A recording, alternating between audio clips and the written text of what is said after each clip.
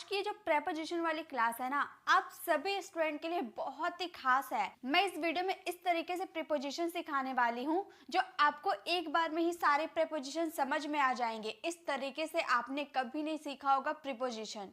विश्वास मानिए, जितने भी प्रीपोजिशन इस वीडियो में आपको मिलने वाले हैं, ऐसा कोई भी नहीं है जो आप नहीं यूज कर पाओगे। सबसे पहले हम प्रीपोजिशन के बेसिक कॉन्सेप्ट को क्लियर करते हैं कि प्रीपोजिशन क्या होते हैं।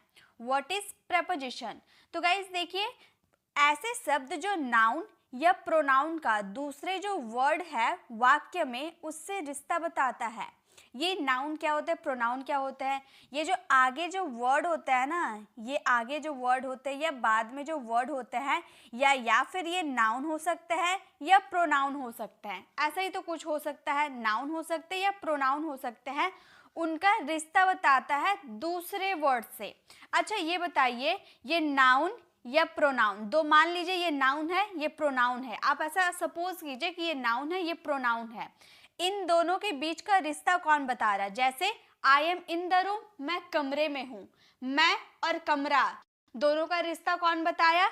इन ने बताया। इन ने ही बताया ना कि मैं कमरे में हूँ। इनका मतलब क्या होता है? इनका मतलब होता है में। अगर आप इन नहीं लगाओगे तो आपको पता चलेगा आई और रूम का क्या कनेक्शन है। आई और रूम हम क्यों यूज किए आपको नहीं पता चलेगा जब तक आप उसमें इन नहीं लगाओगे। तो प्रेपोजिशन का यही काम है कि ये दूसरे का रिलेशन बताता है, उसकी पोजीशन को बताता है कि कोई वस्तु किस डायरेक्शन में रखी हुई है। यही बात कौन बताता है? प्रेपोजिशन बताता है, जो कि इस वीडियो में हम डिटेल में सीखने वाले हैं। और ये वीडियो तो आप लोगों को लाइफ टाइम काम आने वाली है। अब ये मैं बता देती हूँ कि प्रेपोजिशन में हम क्या क्या सीखने वाले हैं। तो गाइस, प्रेपोजिशन में सबसे पहले हम डायरेक्शन सीखेंगे। Direction, time, place, special relation. Direction यानी कि कोई वस्तु किस डायरेक्शन में रखी हुई है ये पता करेंगे।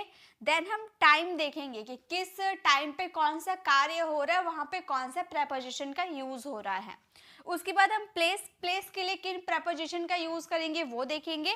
उसके बाद ये स्पेशल रिलेशन है ना, इस पे बहुत ही ज्यादा प्रेपोजिशन होते हैं और बहुत ज्यादा ये इंपॉर्टेंट भी है। तो आपको वीडियो में एंड तक बने रहना है, तभी आप ये सारा कवर कर पाओगे। तो स्टार्ट करते हैं हम। सबसे पहले प्लेस से स्टार्ट करते हैं, प्रेपोजिशन ऑफ प्लेस से स्टार्ट करते हैं, क्योंकि इजी होता है। प्रेपोजिशन ऑफ प्लेस इजी होता है, आपको बहुत ही अच्छे से समझ में आ जाएगा। तो पहले हम प्लेस से स्टार्ट करते हैं। प्रेपोजिशन ऑफ प्लेस में सबसे पहले हम बात करेंगे इनक्लोज्ड एरिया की। जब कोई इनक्लोज्ड एरिया की बात करोगे यानी कि बंद एरिया की बात करोगे, तो वहां पे हम यूज कर सकते हैं, देखिए, यूज इन। यहाँ पे हम क्या सीखने वाले हैं? इन प्रेपोजिशन का यूज करेंगे। When something in inside something, मतलब कोई चीज किसी चीज में है, ऐसा हम दिखाना चाहते हैं। जैसे कि मान लीजिए ये एक रूम है, ठीक है, ये एक रूम है, एक इनक्लोज्ड एरिया है ना। रूम क्या होता है? आप रूम के अंदर बैठे हो तो रूम इनक्लोज्ड एरिया, आपके आसपास दीवारें होंगी, चारों ओर से घिरा होगा, एक दरवाजा होगा, तो एक बंद एरिया है वो। तो बंद एरिया में अगर आप कोई बात करोगे, मान लो मैं इस लड़की को कॉल करती हूँ, ठीक है, ये तो एक रूम में है, एक बंद एरिया में है। मैंने इसे कॉल किया और मैंने उससे पूछा कि तुम कहाँ हो, तो ये मुझे क्या जवाब देगी? मैं कमरे में हूँ। क्या बोलेगी? मैं कमरे में हूँ। तो ये इस सेंटेंस को बता सकती है, ये बोल सकती है I am in the room. I am in the room, मैं कमरे में हूँ, I M in the room. लेकिन क्यों ये इन का यूज क्यों की? ये एग्जैक्ट लोकेशन अपना बता रही कि भाई मैं कमरे में हूँ, ये नहीं बोल रही कि मैं घर में हूँ। घर में अगर बोल दिए तो वो बात अलग हो गया। ये एग्जैक्ट अपना लोकेशन बता रही है कि मैं कमरे में हूँ, मैं क्लास में हूँ। जैसे अगर बोलना हो मैं क्लास में हूँ, इन द क्लास, मैं ऑफिस में हूँ, in the office. Office, class, ये सब क्या है? इनक्लोज्ड एरिया है। जैसे मैं एक कमरे में आपको पढ़ा रही हूँ, आप मुझे कॉल करोगे तो मैं क्या बोलूँगी? इन द रूम यूज करूंगी, क्योंकि मैं एक कमरे में हूँ, इनक्लोज्ड एरिया है, आसपास दीवारें हैं, दरवाजा लगा हुआ है, तो ये क्या है? इनक्लोज्ड एरिया, एक बंद एरिया है। तो यहाँ पे हम इन का यूज करेंगे, ठीक है। चलिए एट भी मैं बता देती हूँ, उसके बाद इन और एट में क्या डिफरेंस है ये आपको और भी अच्छे से क्लियर हो जाएगा। एट का मतलब होता है लोकेशन ऑफ पॉइंट, एक पॉइंट का बात करेंगे। जैसे at tells us that the following noun is located at the specific point और लोकेशन। मान लीजिए ये क्या है? एक पूरा घर है, ये एक पूरा घर है। अब घर में तो काफी हिस्सा होता है, बाहर गार्डन होता है, अंदर में किचन होता है, रूम होता है, ऊपर में छत होता है। तो घर का मतलब हो गया मतलब कोई भी हिस्सा में। मान लो मैं इन लोगों को कॉल करती हूँ, इनमें से एक को कॉल करती हूँ और मैं इससे पूछूंगी तुम कहाँ हो, तो ये क्या बोलेगी, मैं कमरे में हूँ। क्या ये कमरे में है? नहीं, ये तो गार्डन में है। तो ये नहीं बोलेगी मैं गार्डन में हूँ, ये नहीं बोलेगी ये कि मैं गार्डन में हूँ, ये बोलेगी मैं घर पर हूँ या मैं घर में हूँ। बात एक ही है, ठीक है, मैं घर में हूँ या घर पर हूँ। लेकिन इसने ये तो बता दिया घर पे हूँ, लेकिन क्या ये बताया कि मैं रूम में हूँ, गार्डन में हूँ, छत पे हूँ, किचन में हूँ? क्या इसने एग्जैक्ट लोकेशन बताया? नहीं। घर तो काफी बड़ा होता है और घर के कोई सा भी हिस्सा में हम हो सकते हैं। तो जब आप एग्जैक्ट लोकेशन बता दोगे कि मैं कमरे में हूँ, मैं किचन में हूँ या फिर किसी इनक्लोज्ड एरिया में हूँ, तो वहाँ इन का यूज़ करेंगे। लेकिन ये इनक्लोज्ड एरिया नहीं है, नहीं है ना, लेकिन ये इनक्लोज्ड एरिया नहीं है, ये गार्डन है। ये क्या बोलेगी, मैं घर पर हूँ, घर के किसी भी हिस्से में हो सकती हूँ। तो इस सेंटेंसेस मैं घर में हूँ, इस सेंटेंसेस को आप बना सकते हो आई एम एट होम, मैं घर पर हूँ या घर में हूँ। मैंने घर में तो जिक्र किया है, लेकिन घर के कौन सा हिस्सा में हूँ ये नहीं बताया। तो अब से आपको भी अगर कोई कॉल करता है और आपको एग्जैक्ट लोकेशन अगर आपको बताना हो कि मैं कमरे में हूँ, I M in the room, मैं किचन में हूँ, I M in the kitchen, या फिर जो भी आप इनक्लोज्ड एरिया में रहोगे वो बता दोगे। लेकिन अगर आपको एग्जैक्ट लोकेशन नहीं बताना है तो आप सिंपली बोल दो आई एम एट होम, भाई मैं घर पे हूँ, ठीक है, ऐसे आप बता सकते हो। तो प्रीपोजिशन ऑफ प्लेस इन और एट आपको आई थिंक क्लियर हो गए होंगे। यस लिखिए, अगर आपको क्लियर हो गए तो यस लिखिए, फटाफट यस लिखिए। और मैं एक क्वेश्चन देती हूँ आपको, जल्दी से सॉल्व कीजिएगा। पहले ये बताइए समझ में आ गया ना? यस लिखिए। तो आपका सेंटेंस रहेगा मैं स्कूल में हूँ। इस सेंटेंसेस का आंसर आप फटाफट कमेंट में दीजिए। तो क्या होगा, मैं स्कूल में हूँ, इसका आंसर क्या होगा जल्दी से बताइए। गाइस अगर आपने अभी तक लाइक नहीं किया तो फटाफट लाइक कर दीजिए। जितने लोग आए हैं फटाफट लाइक कर दीजिए, क्योंकि आप लोगों के लिए मैंने इतना अच्छा पीपीटी रेडी किया है, इतना अच्छा से समझा रही हूँ, तो आप लाइक तो कर ही सकते हो। तो जल्दी से लाइक कर दीजिए। अब हम नेक्स्ट प्रेपोजिशन में चलते हैं। तो अब है प्रेपोजिशन ऑफ प्लेस का सरफेस लोकेशन। सरफेस यानी कि सतह की लोकेशन की बात करेंगे। यूज ऑन की बात करेंगे। when one thing is attached to or touching something, मतलब किसी चीज पे टच हो रहा है या अटैच है, उसकी बात करेंगे। वो कौन बताएगा? वो ऑन बताएगा।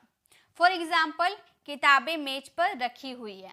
अब आपको मेज यहाँ पर दिख रहा है, मेज के ऊपर क्या है? किताब है, कप है, पेन है, लैंप है, इतना सारा चीज है। तो क्या ये हवा में लटक रहा है? क्या ये सारी चीजें हवा में लटक रही है? नहीं, ये उसके ऊपर रखी हुई है, रखी हुई है। यानी कि ये टेबल जो है, टेबल के सरफेस को टच कर रही है ना। टेबल के सरफेस को कप ने टच किया है, बुक ने भी टच किया, पेन ने टच किया, लैंप ने टच किया, मतलब टच कर रहा है, सरफेस को टच कर रहा है। तो जब भी कोई सरफेस को टच करता है तो वहाँ ऑन का यूज करेंगे। तो यहाँ जो किताब है हम बोलेंगे किताबें मेज पे रखी हुई है। इस सेंटेंसेस को हम बनाएंगे the books are on the table, the books are on the table. अब ये तो हम लोगों ने बना लिया क्योंकि ये सेंटेंस था किताबें मेज पे रखी हुई है, the book are on the table. और क्या क्या रखा हुआ है? कप रखा हुआ है, तो हम बोलेंगे the cup is on the table. Pen रखा हुआ है, the pen is on the table. Lamp रखा हुआ है, the lamp is on the table. मतलब जो चीज सरफेस से टच रहती है, मान लीजिए आप मेरी वीडियो देख रहे हो, आप चेयर पे बैठे हो सकते हो। चेयर यानी कि इनक्लोज्ड जो खुला वाला चेयर होता है ना, टेबल होता है ना, टेबल पे बैठे हुए हो। देखो दो तरह का चेयर होता है, एक हमारा होता है आर्मरेस्ट चेयर और एक होता है बिना आर्मरेस्ट चेयर। तो अगर आर्मरेस्ट जिस पे हाथ रख के आप आराम से बैठते हो, वहां तो हम इन द चेयर का यूज करेंगे। लेकिन मान लीजिए हाथ रखने वाला नहीं है, हम अभी ऑन को सीख रहे हैं तो ऑन पे कॉन्सेंट्रेट करते हैं। आप जिस चेयर पे बैठे हुए उस पे हाथ रखने वाला नहीं है, सिर्फ आप उस पे बैठे हो, या आप बेड पर बैठे हो, या फिर आप खड़े हो, तो फ्लोर पे खड़े हो तो आप बोलोगे on the floor, on the bed, on the chair. मतलब जिस चीज से आप सटे हो, जिस सरफेस को आप टच कर रहे हो, वहां पे हम यूज करेंगे ऑन। तो मैं अभी बैठी हुई हूं, तो मैं सरफेस को टच कर रही हूं, तो मैं बोलूंगी on the chair. Arm rest chair नहीं है तो मैं क्या बोलूंगी, on the chair, on the table. ठीक है, बस इतना आपको याद रखना है। जो चीज सरफेस को टच कर रही है और इनक्लोज्ड एरिया नहीं है, वो एक खुला सा है, तो वहां पे हम ऑन का यूज करेंगे। समझ में आ गया। अगर इनक्लोज्ड एरिया को अगर आप टच कर रहे हो ना, तो वहां पर इन का यूज करेंगे, वो बात अलग हो गई। ठीक है, वो आपको दूसरे प्रेपोजिशन वाली वीडियो में मिल जाएगी। यहाँ पे ऑन आई थिंक आपको समझ में आ गया, कमेंट में बताइए तो ऑन क्या आपको समझ में आ गया। नेक्स्ट अब बात करेंगे मूवमेंट टू अ सरफेस। अब हम प्लेस की बात नहीं कर रहे, अब हम डायरेक्शन की बात करेंगे। प्लेस की बात हम लोगों ने कर लिया, अब हम बात करेंगे प्रीपोजिशन ऑफ डायरेक्शन की। और डायरेक्शन में सबसे पहले movement to a surface, on और ऑन टू। ऑन अभी हमने सीखा ना, अब ऑन और ऑन टू में क्या डिफरेंस है ये हम देखेंगे। देखिए, बिल्ली मेज पर कूदी, बिल्ली मेज पर कूदती है। इन दोनों सेंटेंसेस तो देखने में एक ही लग रहा ना, लेकिन क्या डिफरेंस है यही तो समझना है हमें, ये डिफरेंस को ही तो समझना है। तो पहला सेंटेंस, पहले मैं सेंटेंस फ्रेम करती हूँ, उसके बाद आपको समझाऊंगी, तब ज्यादा मजा आएगा। बिल्ली मेज पर कूदे, इस सेंटेंसेस को हम बोलेंगे द कैट जंप। गाइस, इन सब की पीडीएफ आपको मेरे टेलीग्राम चैनल पर फ्री ऑफ कॉस्ट मिल जाएगी। आपको कोई एक्स्ट्रा पैसा पे नहीं करना है, आपको फ्री ऑफ कॉस्ट हमारे टेलीग्राम चैनल को ज्वाइन करना है, जिसका नाम है प्री इंग्लिश क्लासेस। हमारे टेलीग्राम चैनल का नाम है प्री इंग्लिश क्लासेस। आपको जाना है, इस नाम को सर्च करना है, आपको मिल जाएगा। वहां जाकर फॉलो कर लेना, डे वाइज जो भी वीडियो का पीडीएफ चाहिए आपको वहां से मिल जाएगा, या फिर आप डिस्क्रिप्शन पे दिए गए लिंक पर क्लिक करके आप हमारे टेलीग्राम चैनल को ज्वाइन कर सकते हो। ठीक है, तो ये तो बात हो गई, इसकी पीडीएफ आपको मिल जाएगी। नेक्स्ट है बिल्ली मेज पर कूदती है, तो इस सेंटेंसेस को हम बनाएंगे the cat jump on the table, on the table. हमारा सेंटेंस हो गया the cat jumped on to the table, the cat jump on the table. अब यहाँ पर ये तो देखिए, ये पास्ट सिंपल का था इसलिए वर्ब का सेकेंड फॉर्म लगा है, ये प्रेजेंट सिंपल का था इसीलिए वर्ब का फिफ्थ फॉर्म लगा है, जम्प्स हो जाएगा। ठीक है, अब यहाँ पर ये बात समझने का है, यहाँ पर ऑन टू लगा दिए, यहाँ पर ऑन लगा दिए, ऐसा क्यों हुआ, ऐसा क्यों हुआ ये अब समझिए आप। यहाँ पे ये बिल्ली आपको दिख रही है, ये बिल्ली पहले चुपचाप बैठी हुई थी, अब इसका मन किया कि वो इस टेबल पे जाकर बैठ जाए, तो इसने यहाँ से जंप किया, उसके बाद ये टेबल के सरफेस को टच कर रही है। ऑन और ऑन टू दोनों का मतलब है सरफेस को टच करना, दोनों का मतलब होता है सरफेस को टच करना, लेकिन डिफरेंस क्या है, ये बिल्ली पहले नीचे थी, फ्लोर पे बैठी हुई थी, तो उस समय तो हम बोलेंगे the cat is on the floor. ठीक है, लेकिन जब ये यहाँ से कूद कर मेज पर जाकर बैठी, तो हम बोलेंगे the cat jumped on to the table, बिल्ली मेज पर कूदी। और यहाँ पर मेज है, या मान लीजिए ये फ्लोर है। ठीक है, अब बिल्ली पहले से यहाँ पर बैठी हुई है और यहाँ पे ये जंप कर रही है, ऊपर नीचे जंप कर रही है, मूवमेंट कर रही है, मूवमेंट कर रही है, हिल रही है, इधर जा रही है उधर जा रही है, लेकिन फ्लोर से चिपकी हुई है, फ्लोर पे ही है ये, तो वहां पे ऑन का यूज करेंगे। तो सीधा बात ये आपको याद रखना है, अगर आप मूवमेंट करते हुए एक सतह को छोड़कर दूसरे सतह को जाते हो, ये पहले नीचे वाले फ्लोर को टच कर रही थी, इसने मूवमेंट किया और दूसरे सतह पे जाके टच हो रही है, तो ऑन टू का यूज करेंगे। लेकिन ये फ्लोर पे पहले से भी थी और ये ऊपर नीचे कर रही है, जंप कर रही है, ये ऊपर नीचे जंप कर रही है, लेकिन अपने सरफेस को छोड़ नहीं रही, उसी सरफेस पे टच कर रही है, उसी सरफेस पर मूवमेंट कर रही है, तो वहां ऑन का यूज करेंगे। आई होप आपको समझ में आ गया। फिर से एक बार समझाती हूँ, क्योंकि ये प्रेपोजिशन है ना, बहुत कंफ्यूज करते हैं, इसका यूज करना बहुत ही ज्यादा कंफ्यूजन होता है, देखने में सिमिलर लगते हैं क्योंकि दोनों का मतलब क्या होता है, पर, दोनों का मतलब पर होता है, लेकिन कंडीशन क्या है, दोनों में मूवमेंट हो रहा है, दोनों में मूवमेंट हो रहा है, लेकिन ये मूवमेंट करके एक सतह को छोड़कर दूसरे सतह को जा रही है, और ये मूवमेंट तो कर रही है लेकिन अपने सतह को छोड़ नहीं रही है, उसी सतह पे है। आप नीचे हो, पहले फ्लोर को टच कर रहे हो, आप बेड पे चढ़ोगे तो फ्लोर को छोड़ दोगे और दूसरे सरफेस को टच करोगे, तो वहां ऑन टू का यूज करेंगे। ठीक है, आप फ्लोर पे हो, आप फ्लोर पे ही चल रहे हो, मूवमेंट कर रहे हो, तो वहां पे यूज करेंगे ऑन का। समझ में आ गया अब आपको? आई थिंक समझ में आ गया। चलिए अब बताइए तो समझ में आ गया ना ऑन टू में क्या फर्क है, आपको समझ में आ गया? चलिए एक सेंटेंस आप लोगों के लिए है, मैं बेड पर कूदा। इस सेंटेंसेस को आप फ्रेम कीजिएगा। ठीक है, चलिए अब आगे देखिए। अब प्रीपोजिशन ऑफ डायरेक्शन का है movement toward an enclosed area in और इनटू। इसमें भी अब मूवमेंट होगा, लेकिन ये इनक्लोज्ड एरिया में, बंद एरिया में मूवमेंट होगा, इन और इनटू। इन हम लोगों ने देखा ना, इनक्लोज्ड एरिया की बात करेंगे तो इन का यूज करेंगे, ये हम लोगों ने देखा ना। उसे से मिलता जुलता इनटू भी होता है। जैसे एग्जाम्पल पहले हम देखते हैं, बिल्ली बॉक्स में जा रही है, और एक है बिल्ली बॉक्स में है। तो बिल्ली बॉक्स में जा रही है, इस सेंटेंसेस को हम सिंपली क्या बोलेंगे?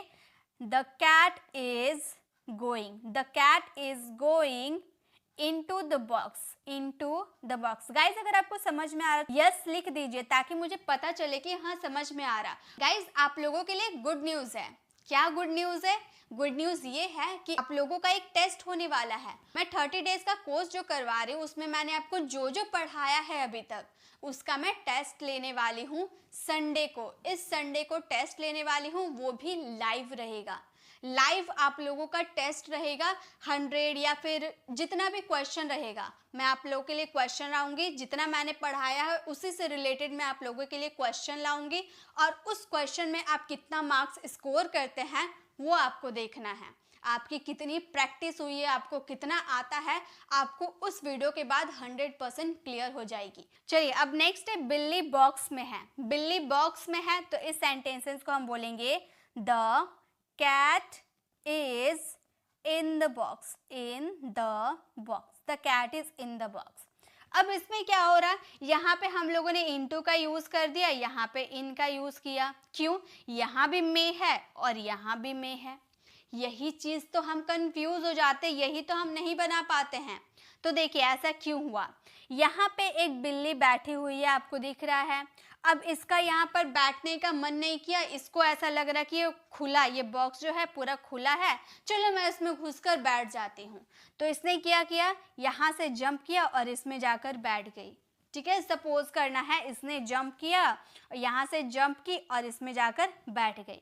तो ये मूवमेंट पहले एक सरफेस पे चिपकी हुई थी, इसने मूवमेंट किया और एक इनक्लोज्ड एरिया में चली गई। मूवमेंट करके जब कोई इनक्लोज्ड एरिया में चला जाता है, चला जाता है हम बोले, घूम रहा है ऐसा नहीं बोले, चला जाता है, तो वहां पे हम यूज करेंगे इनटू का। लेकिन यहाँ जो आपको कैट नजर आ रही है, ये पहले से ही इसके अंदर है। अब ये इसके अंदर मूवमेंट करे या कुछ भी करे, लेकिन पहले से ही इसके अंदर है ना, तो यहाँ इनका यूज करेंगे। तो आपको सिंपली ये समझना है कि अगर आप इनक्लोज्ड एरिया में है, वहां मूवमेंट कर रहे या कुछ भी कर रहे, तो वहां पर इन का ही यूज करेंगे। लेकिन अगर आप मूवमेंट करते हुए इनक्लोज्ड एरिया में आ रहे हैं, मान लीजिए आप कमरे में हैं, अपना काम कर रहे हैं, जो भी कर रहे हैं सब कुछ अपने कमरे में कर रहे हैं, तो वहां इनका यूज कीजिएगा।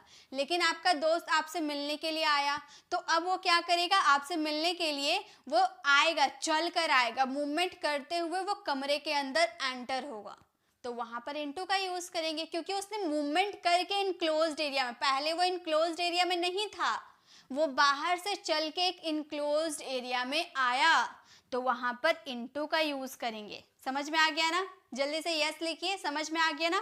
नहीं समझ में आया तो नो भी लिख सकते हैं। मैं फिर से प्रेपोजिशन करवाऊंगी। इस वीडियो में आपको सारे प्रेपोजिशन नहीं मिलने वाले हैं, इसमें मैंने वो लिया है जो सबसे ज्यादा मिस्टेक होते हैं हमारे बनाने में।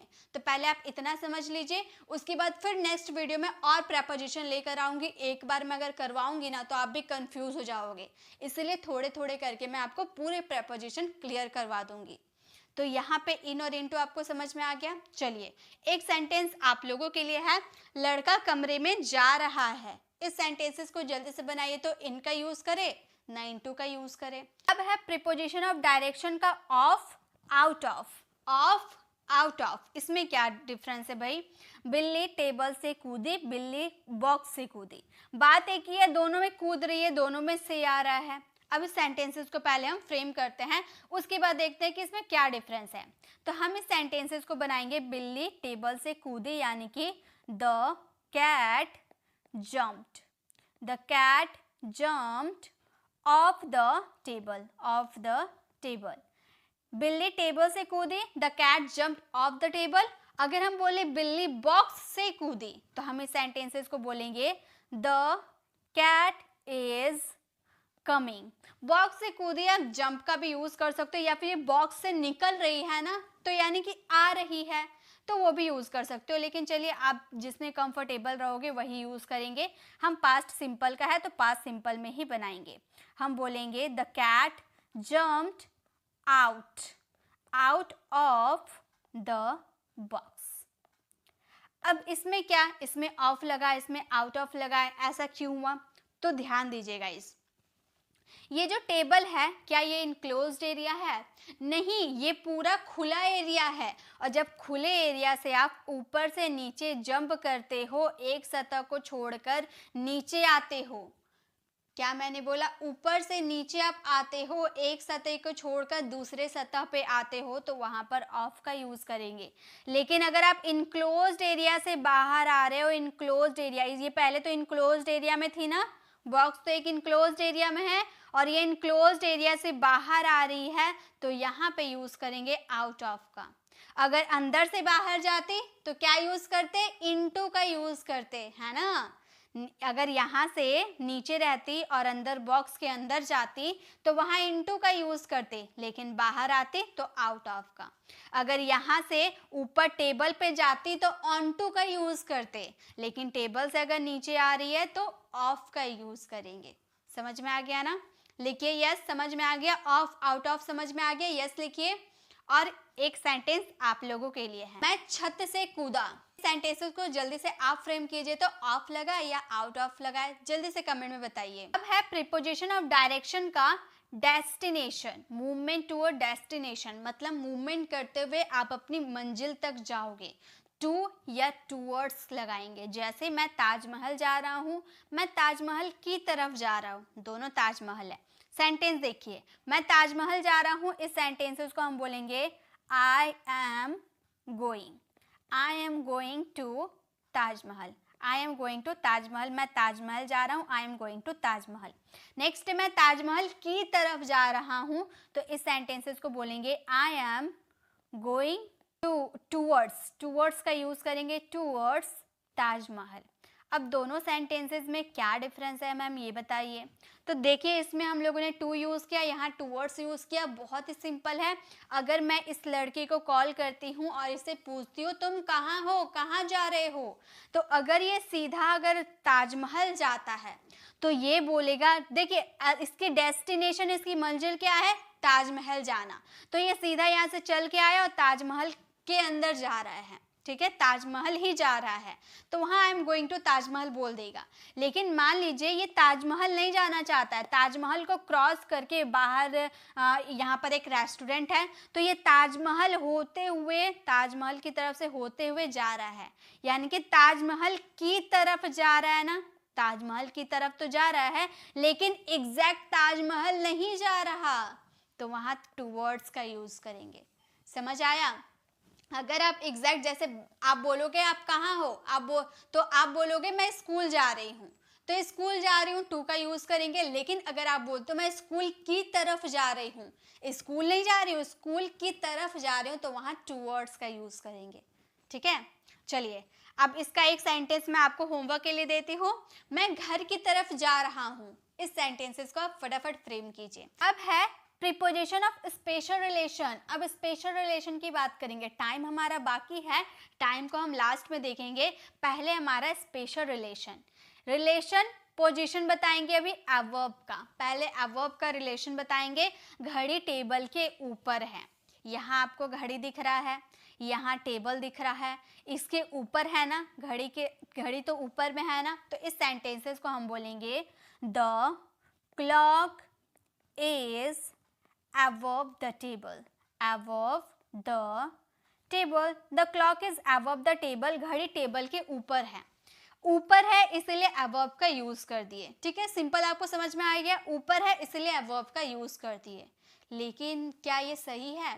चलिए ये सेंटेंस तो बना लिए ना, इसके बाद वाला भी देखिए, उसके बाद मैं इसका डिफरेंस आपको बताती हूँ। अब यहाँ पे ये घड़ी टेबल के ऊपर है, यहाँ हम ओवर की बात करें, ठीक है, यहाँ पे बोले घड़ी टेबल के ऊपर है, सही में ऊपर है, टेबल के तो ऊपर है, तो इस सेंटेंसेस को हम बोलेंगे the clock is over the table, over the table. अब याद होगा आपको, इससे पहले हम लोगों ने क्या बनाया, the clock is above the table. क्या डिफरेंस था? क्लॉक हमारा यहाँ पे था, अबव का क्लॉक यहाँ पे था और ओवर का क्लॉक यहाँ पे है। तो सिंपल आपको समझ में आ गया। तो पिक्चर के थ्रू अगर आपके ठीक टेबल के ऊपर, आप टेबल का नाम लिए और ठीक टेबल के ऊपर अगर घड़ी है, ठीक ऊपर है ना, ठीक ऊपर है, तो यहाँ पे ओवर का यूज करेंगे। यहाँ लेकिन घड़ी अबव में, घड़ी यहाँ पे थी, तो ये क्या ठीक ऊपर है? ये तो साइड में है, साइड में है, तो साइड में है लेकिन ऊपर है, तो वहाँ अबव का यूज करेंगे। लेकिन अगर कोई चीज ठीक ऊपर रहती है तो वहाँ पर ओवर का यूज करेंगे। जैसे नीचे नदी है, ऊपर में ब्रिज है, तो ब्रिज सीधा ऊपर में रहता है ना, एकदम सीधे ऊपर में रहता है ना, तो वहाँ पे ओवर का यूज करेंगे। अगर आपके ऊपर से हेलीकॉप्टर क्रॉस हुआ तो आपके ठीक ऊपर से होगा, तो ठीक ऊपर में अगर रहेगा तो वहाँ ओवर का यूज कीजिएगा। लेकिन अगर साइड में रहा तो अबव का यूज कीजिएगा। अब सर उठा के देखिए, क्या आपके ऊपर फैन है? आपके ठीक सर के ऊपर फैन है या नहीं? जल्दी से बताइए, है या नहीं? सिर ऊपर उठा के देखिए, फैन है या नहीं? अगर फैन है तो आप वहां पर यूज कीजिएगा ओवर का। और इस सेंटेंस को बनाइए तो मेरे सिर के ऊपर फैन है। इस सेंटेंसेस को जल्दी से बनाइए तो अगर आपके सिर के ऊपर, जिसके सिर के ऊपर फैन है वही बनाएगा कि मेरे सिर के ऊपर फैन है, उसमें ओवर का यूज कीजिए। लेकिन जिसके सिर के ऊपर तो फैन है लेकिन साइड में है, वहां पे अबव का यूज कीजिएगा और सेंटेंस बनाइएगा। समझ में आ गया? तो जिसके सिर के ऊपर फैन रहेगा वही ओवर का यूज करेगा, नहीं तो अबव का यूज करेगा। लेकिन सेंटेंस आपको बनाना है मेरे सिर के ऊपर फैन है। स्पेशल रिलेशन का अंडर, रिलेशन पोजीशन बताएंगे अंडर का। अंडर तो सब जानते हैं, अंडर यानी कि अंदर। बिल्ली बॉक्स के नीचे है, यानी कि नीचे आपको दिख रही है ना, बॉक्स है उसके ऊपर, उसके नीचे बिल्ली है, बिल्ली दब गई है, तो नीचे में है ना। इस सेंटेंसेस को हम बनाएंगे, बोलेंगे the cat is under the box. इसे समझाने की जरूरत नहीं है, आप लोग बहुत इंटेलिजेंट हो, आप लोग यूं बता दोगे कि इसका क्या होगा। बिल्ली अंदर है इसलिए तो अंडर का यूज किए, cat is under the box. अब कोई भी चीज अंदर में रहती है, जैसे आप टेबल पे बैठे हुए हो, उसके नीचे बिल्ली घुसकर बैठी हुई है, तो बिल्ली क्या है? नीचे है, टेबल के ठीक नीचे है, ठीक नीचे बोल रहे, ठीक है, नीचे की बात तो कर रहे लेकिन ठीक नीचे की, बॉक्स के ठीक नीचे है ना, तो यहाँ पे यूज करेंगे अंडर का। ठीक है, नीचे में भी दो तरह का प्रेपोजिशन यूज होता है। अंडर तो आप देख लिए, अब बिलो भी बता देती हूँ, फिर उसका डिफरेंस आपको बताऊँ। तुम देखिए, बिलो का मतलब ही होता है नीचे, नीचे है ना, बिल्ली बॉक्स के नीचे है। लेकिन इस सेंटेंसेस में बिलो का यूज करेंगे। हम इस सेंटेंसेस को बनाएंगे the cat, the cat is below the box, the cat is below the box। लेकिन डिफरेंस क्या है? डिफरेंस ये है गाइस कि अगर कोई चीज ठीक नीचे रहती है, ठीक नीचे रहती है, मान लीजिए ये क्या है, हमारा एक टेबल है, ठीक है, टेबल के ठीक नीचे अगर बिल्ली बैठी हुई है, ठीक टेबल के ठीक नीचे है ना, टेबल के ठीक नीचे है, तो वहां हम यूज करेंगे अंडर का। लेकिन ये टेबल है और यहाँ पर बिल्ली बैठी हुई है, तो ये भी टेबल के नीचे है, ये भी टेबल के नीचे है, तो क्या ठीक नीचे है? यहाँ तो नहीं है, साइड में है, तो यहाँ बिलो का यूज करेंगे। बॉक्स के हिसाब से बिल्ली तो नीचे है, देखिए नीचे है ना, लेकिन ठीक नीचे नहीं है, ठीक नीचे नहीं है, तो वहां पर बिलो का यूज करेंगे। समझ में आ गया ना? यस लिखिए, बोलिए मैम हमें बिलो और अंडर समझ में आ गया, जल्दी से बताइए, समझ में आ गया ना? बस यही समझना है कि कोई चीज़ ठीक नीचे रहती है तो अंडर, और कोई चीज़ नीचे तो रहती है लेकिन ठीक नीचे नहीं रहती है तो वहाँ बिलो का यूज़ करना है। चलिए एक सेंटेंस आप लोग फ्रेम कीजिए। कुत्ता टेबल के नीचे है। इस सेंटेंसेस को जल्दी से आप फ्रेम कीजिए। अब बिलो का यूज़ करना है या अंडर का यूज़ करना है, ये अपनी सिचुएशन के हिसाब से यूज़ कीजिएगा, ठीक है। वो जब आप देखोगे डॉग को तब आपको पता चलेगा, लेकिन इस सेंटेंसेस को फ्रेम करके आप बताइएगा। चलिए नेक्स्ट देखें, है बिटवीन, अमंग। बिटवीन और अमंग दोनों का मतलब होता है बीच। जैसे हरा और पीला बॉक्स के बीच लाल है, ये पीला है ये हरा है, इसके बीच में क्या है, लाल है। तो इस सेंटेंसेस को हम क्या बोलेंगे, हम बोलेंगे the red box. The red box is between green and yellow boxes. Green and yellow boxes, इसका मतलब हरा और पीला बॉक्स के बीच लाल बॉक्स है। देखिए याद रखिए सिंपली, अगर आप दो व्यक्ति, दो वस्तु, दो सामानों के बीच में हैं तो वहां पे यूज कीजिएगा बिटवीन का। लेकिन अगर आप दो से ज्यादा के बीच में है, यहाँ पे तो 4 बॉक्स रखा हुआ है, दो से ज्यादा है ना। अगर मैं इस लड़के को कॉल करूं, इससे पूछूं कि भाई तुम कहाँ हो, तो बोलेगा मैं बहुत सारे बॉक्सेस के बीच में हूं। तो बहुत सारा बॉक्स है ना, उसके बीच में है। तो ये सेंटेंसेस को वो बोलेगा I am stand among the box.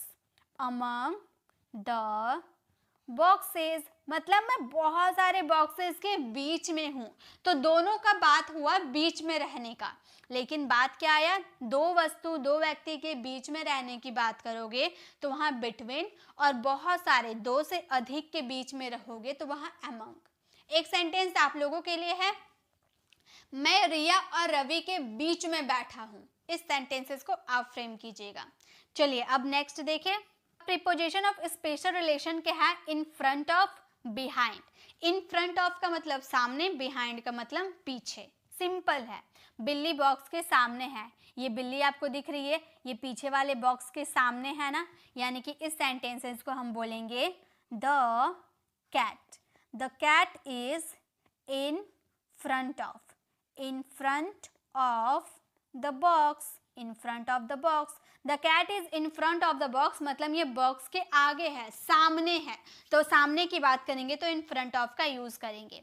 बिल्ली बॉक्स के पीछे, अब ये बिल्ली आपको दिख रही है, ये बॉक्स के पीछे छुपी हुई है ना, तो इस सेंटेंसेस को हम बोलेंगे the cat is behind. The cat is behind the box. The cat is behind the box, बिल्ली बॉक्स के पीछे है। तो जब कोई सामने रहेगा तो वहाँ इन फ्रंट ऑफ का, और पीछे रहेगा तो बिहाइंड का।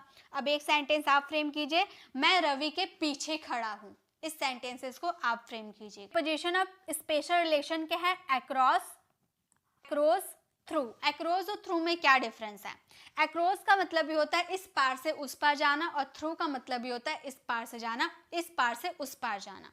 डिफरेंस क्या है, डिफरेंस पहले सेंटेंस फ्रेम करते हैं उसके बाद डिफरेंस देखते हैं। मैं नदी के उस पार गया, अब ये देख रहे हैं ये दोनों नदी में है, नदी में बोट पे है, बोट से ये इस पार से इस पार जा रहे हैं, तो इस पार से उस पार जा रहे हैं, तो ये सेंटेंसेस को हम बोलेंगे I went across, I went across the river। मैं नदी के इस पार से उस पार गया। नेक्स्ट, बॉल खिड़की के उस पार गया। ये बॉल था ना, पहले अंदर दो बच्चे, घर रूम के अंदर दो बच्चे खेल रहे थे बॉल से, अचानक छूटा और खिड़की को तोड़ते हुए बाहर आके गिर गया ball.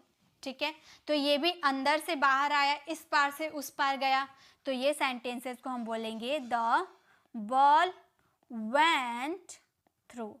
the ball went through the window। अब दोनों में हम लोगों ने देखा इस पार से उस पार जाना, लेकिन डिफरेंस क्या है, तो गाइस ध्यान से सुनिए। अगर आप किसी खुले एरिया में, ये क्या है, रिवर जो है यहाँ पर, क्या ये इनक्लोज्ड एक एरिया में है, नहीं, रिवर तो एक खुला एरिया होता है ना, एक पूरा खुला एरिया है और आप इस पार से उस पार जा रहे हैं। तो जब भी आप खुले एरिया में इस पार से उस पार जाते हो तो वहाँ एक्रोस का यूज़ कीजिएगा। लेकिन अंदर दो बच्चे खेल रहे थे, बॉल को उन्होंने जोर से मारा, खिड़की से बाहर निकल गया बॉल। तो खिड़की एक इनक्लोज्ड एरिया है ना, एक बंद एरिया है। बंद एरिया से इस पार से उस पार जाने की बात करेंगे तो थ्रू का यूज करेंगे।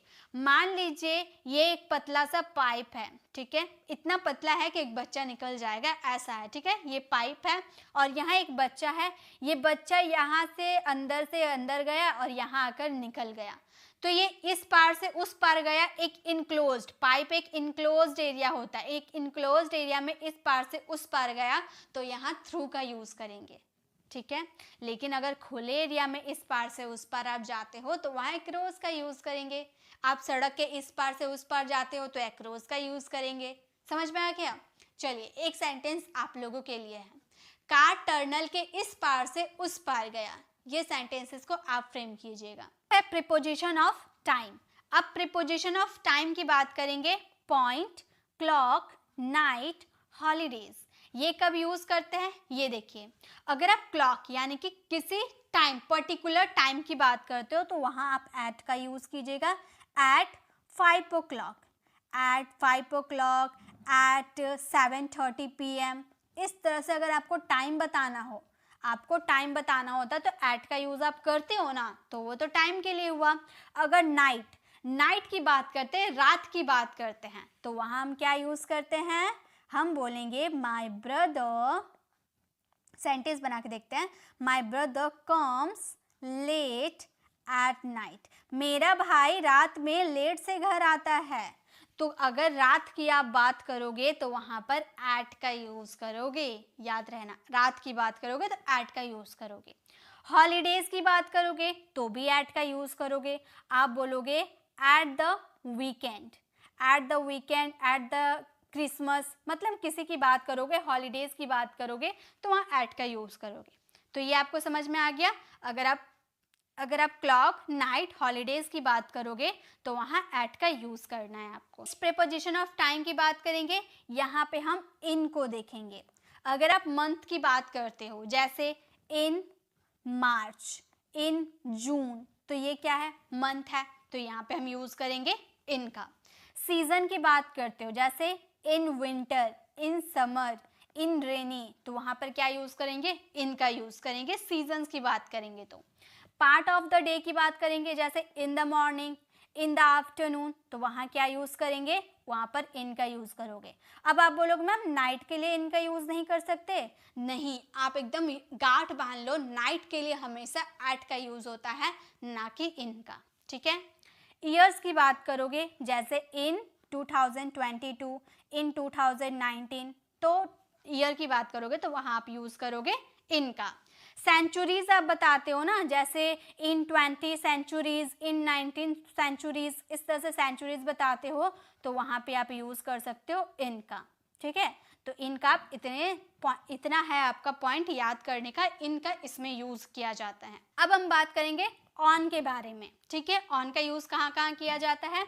अगर आप डेज ऑफ वीक की बात करते हो, अगर आप पार्ट ऑफ द डे की बात करोगे तो इनका यूज करोगे, लेकिन डेज ऑफ वीक की बात करोगे, जैसे on Sunday, on Monday, on Tuesday, ऐसे बात करोगे तो वहां पे यूज करोगे ऑन का। अगर आप डेट की बात करते हो, ठीक है, एक पर्टिकुलर डेट की बात करते हो तो वहां पे आप यूज करोगे, जैसे ऑन 6 जून। डेट आपने यूज किया ऑन 10 जून, तो डेट आप बताओगे तो वहां पर ऑन का यूज करोगे। अगर पर्टिकुलर डेज की बात करोगे, जैसे कोई शादी वगैरह हो गया, on the birthday, on the anniversary, ठीक है, तो इस समय आप ऑन का यूज करोगे, ठीक है। तो ये आपको याद रखनी है, ऑन का यूज कहाँ कहाँ आपको करना है। अब आपका छोटा सा टेस्ट है। अब यहाँ पर क्या क्या यूज करना है ये आप यूज कीजिए और इसका आंसर कमेंट में दीजिए। अभी जो मैंने आपको बताया ना, इन, ऑन और एट, वही आपको यहाँ पे लगाना है, लेकिन आपको समझ के लगाना है और इसका आंसर कमेंट में ज़रूर देना है। और कमेंट में ये बताना है कि हाँ मैम, हमें अगर आपको ये पूरा वीडियो समझ में आ गया, सारी प्रेपोजिशन समझ में आ गए, तो कमेंट में ज़रूर बताना है कि यस मैम, हमें सब अच्छे से क्लियर हो गए। और एक प्यारा सा कमेंट ज़रूर करना है, क्योंकि गाइज आप लोगों की कमेंट देखकर ही बहुत लोग वीडियो को देखते हैं, तो कमेंट ज़रूर कीजिए। गाइज अगर आपको ये वीडियो अच्छी लगी है तो लाइक कीजिएगा, शेयर कीजिएगा और हमारे चैनल को सब्सक्राइब जरूर कीजिएगा। गाइज अगर आपको ये प्रेपोजिशन समझ में आ जाता है ना, इसके बाद आप और भी प्रेपोजिशन सीखना चाहते हो, तो आप लेफ्ट साइड क्लिक करके हमारे 1 आवर वाली वीडियो को विजिट कर सकते हो, जो कि प्रेपोजिशन वाली है और डिटेल में एक्सप्लेन की गई है। और राइट साइड क्लिक करके आप हमारे प्लेलिस्ट पे जाकर जिस भी ग्रामर टॉपिक पे आपको कंफ्यूजन है, वो ग्रामर टॉपिक वाली वीडियो को विजिट कर सकते हो। अगर आप हमारे चैनल पर नए हैं और मेरे पढ़ाने का तरीका आपको पसंद आया, तो सब्सक्राइब कराने वाले बेल आइकन को प्रेस करें, देन ऑल नोटिफिकेशन जरूर क्लिक करें, ताकि जब भी मैं वीडियो अपलोड करूँ आप तक नोटिफिकेशन मिलती रहे। मिलते हैं नेक्स्ट ऐसे इन्फॉर्मेटिव वीडियोज़ के साथ, तब तक के लिए